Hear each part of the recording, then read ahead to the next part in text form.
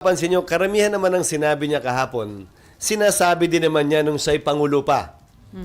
Parang wala namang bago, di ba? Ang pagkakaiba lang, nung sinasabi niya nung presidente man siya o pagkatapos siya maging presidente o bago siya naging presidente nung siya'y mayor, ito'y sinabi sa isang talumpati, sa isang interview. Ang pinakaiba kahapon, lahat ng binitiwan niyang salita kahapon ay under oath. Pinanumpaan.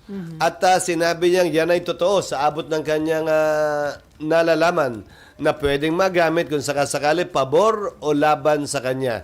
Yun yung malaking pagkakaiba. Ngayon, madalas sinasabi ng ilang mga nakapalibot kay Pangulong Duterte, dating Pangulong Duterte, na biro lang yun, nag-joke lang yun. Hindi marahil pwedeng sabihin biro pa kung ano man ang pinanumpaang sinabi niya kahapon. At hayaan natin yung mga abogadong timbangin yan, i-analyze yan.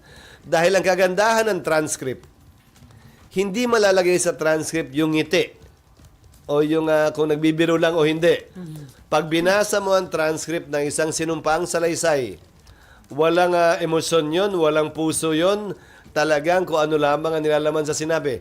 At doon mo marahil mas matitimbang, mas ma-appreciate ano nga ba at gaano nga ba kabigat yung kanyang mga inamin kahapon.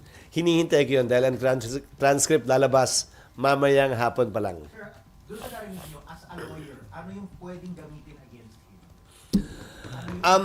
Ayokong pangunahan yan dahil hindi namin trabahong gawin yan. Hayaan natin ang komite o sino mang nagnanais magsampa ng kaso. Ayokong pangunahan ng anumang opinion kaugnay niyan dahil bilang abogado man ako, bilang tagapangulo ng Senado, ayokong i-prejudge ang bagay na yan. Nais namin magsilbi bilang bihikulo para ito ay may lahat sa publiko. Dahil kung makikita nyo, dito siya sa Senado pinili na mag-appear.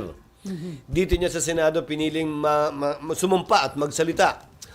Gusto kong panatiling bukasyon sa kanya o kanino man. At ayokong maghusga laban o pabor man sa kanya o sino man na nagnanais magsalita sa Senado. Kaya kung mamarapati nyo, hindi ko sasagutin na papasukan muna yan. Bagaman ako isang abogado. Sir, yung Why do you think he made those admissions under oath, knowing that